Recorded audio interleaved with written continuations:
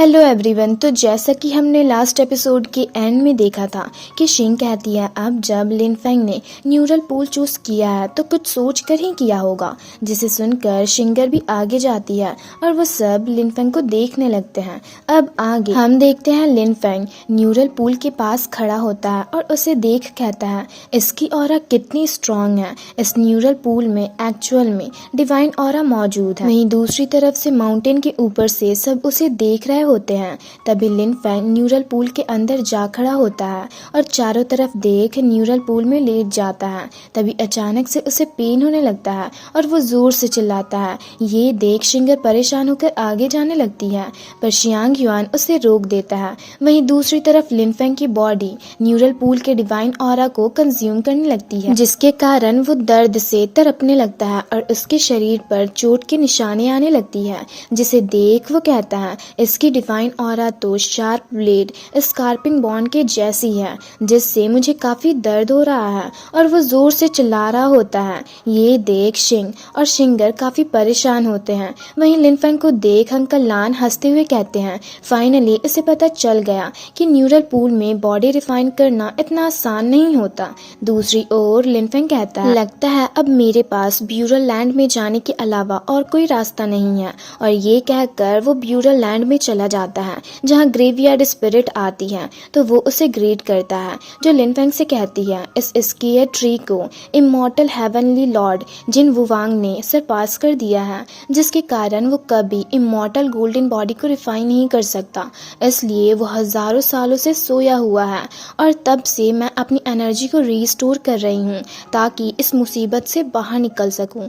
पर मुझे डर है उससे डील करना उतना भी आसान नहीं होगा। जिसे सुनकर लिन फेंग कहता है इमॉर्टल गॉड जिन वुवांग। तभी एक पत्थर में से जिन वुवांग की आवाज सुनाई देती है, जिसके स्पिरिट उस पत्थर में से ऊपर की ओर जाकर कहती है मैं एक इमॉर्टल हूँ, और एक स्ट्रांग एनर्जी रिलीज करते हुए कहता है एक दिन मैं यहाँ से निकलकर गॉड और डीमंस पर जरूर राज करूंगा। तभी उसकी नजर लिन फेंग पर पड़ती है, तो वो उससे पूछता है तुम कौन हो, जिस पर लिन फेंग उससे कहता है मैं इस ब्यूरल लैंड का मास्टर हूँ।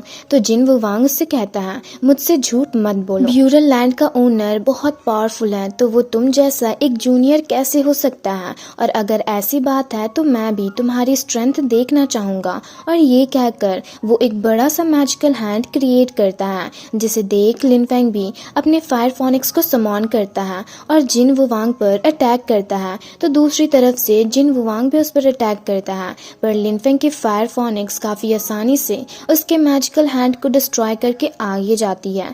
ये देख लिन फेंग उसके जरिए जिन वुवांग पर फायर ऑफ निर्वाणा के जरिए अटैक करता है, जिससे उसकी फायर फोनिक्स जिन वुवांग की ओर काफी तेजी से जाने लगती है। ये देख वो चौंक जाता है और जैसे ही फायर फोनिक्स उस पर अटैक करती है वो डिसअपियर होकर फिर से सामने आता है, जिसे देख लिन फेंग चौंक जाता है। तो जिन वुवांग उससे कहता है अच्छा तो तुम एक्चुअल में गॉड एरिक को भी कंट्रोल करते हो।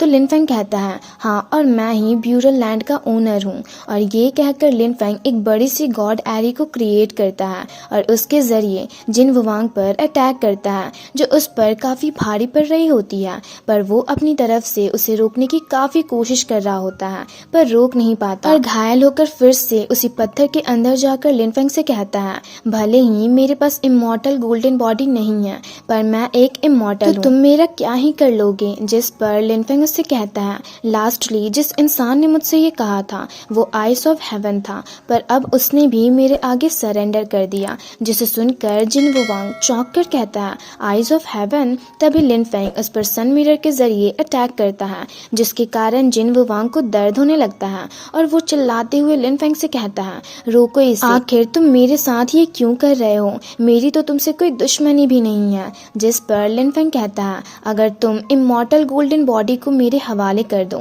तो मैं इसे रोक दूंगा। तो जिन वुवांग कहता है ऐसा सोचना भी मत, इमॉर्टल गोल्डन बॉडी में सुप्रीम पावर्स है जो सारे गॉड्स और डीमंस को खत्म कर सकती है, तो मैं उसे यूं ही तुम्हें कैसे दे सकता हूँ। जिस पर लिन फेंग उससे कहता है तुम हजारों सालों से यहाँ पर फंसे हुए हो, क्या तुम यहाँ से बाहर नहीं निकलना चाहते, और अगर गोल्डन बॉडी एक इमॉर्टल भी है तब भी उसका यहाँ पर क्या यूज है, और अगर तुम वो मेरे हवाले कर दो तो तुम यहाँ से बाहर निकल सकते हो और मेरे साथ इस दुनिया पर राज कर पाओगे। क्या ये अच्छी डील नहीं है। जिस पर पर जिन वुआंग उससे कहता है, मुझे पता है यहाँ से निकलने का कोई रास्ता नहीं है, तो क्या तुम सच में मेरी मदद करना चाहते हो यहाँ से निकलने में? जिस पर लिन फेंग उससे कहता है, ब्यूरल लैंड का मास्टर वो वही है जो तुम्हें यहाँ से बाहर निकलने में मदद कर सकता है। तो जिन वुआंग उससे कहता है, ठीक है तो मैं इमॉर्टल गोल्डन बॉडी टेक्निक तुम्हें देता हूँ, पर आज तुमने जो प्रॉमिस किया है वो याद रखना। और ये कहकर वो लिन फेंग को इमॉर्टल गोल्डन बॉडी टेक्निक को पास करने लगता है, जिसे लेकर लिन फेंग खुद को देख कहता है, इसकी पावर्स तो सच में कमाल की है और इसी तरह मेरी बॉडी इमॉर्टल बन सकती है। तो ग्रेवयार्ड स्पिरिट उससे कहती है, हाँ ये तुमने बिल्कुल सही कहा और अब तुम इसके जरिए न्यूरल पूल में अपनी बॉडी को रिफाइन करके फाउंडेशन को क्रिएट कर सकते हो।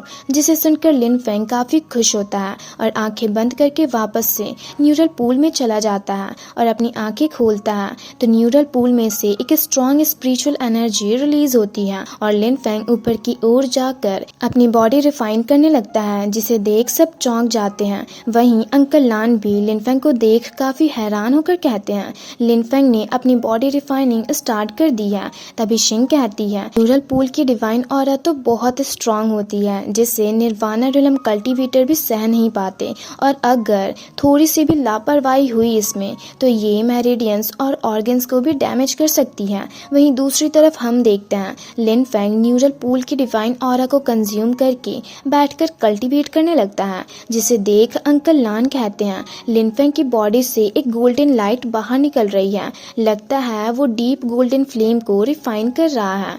फिर नेक्स्ट सीन में हम शियांग, ज़िचैन और उसके साथी को खड़ा देखते हैं, जहां वो बंदा शियांग से पूछता है वो लोग अब तक बाहर क्यों नहीं आए, पर शियांग उसका कोई जवाब नहीं देता और एल्डर्स मेंशन को काफी ध्यान से देख रहा होता है। दूसरी तरफ हम देखते हैं दो बंदे उन सारे एल्डर्स के पास जाते हैं और उनकी हालत देख चौंक कर कहते हैं, ये आपके साथ किसने किया? जिसे सुनकर सब काफी मायूस होकर जाने लगते हैं और कहते हैं, चलो वापस मेंशन चलकर इसके बारे में बात करते हैं। जिसे सुनकर वो बंदे काफी कंफ्यूज्ड हो जाते हैं और इसी के साथ ये एपिसोड यहीं पर खत्म होता है। तो अगर आप लोगों को ये वीडियो अच्छी लगी तो वीडियो को लाइक और चैनल को सब्सक्राइब कर दें।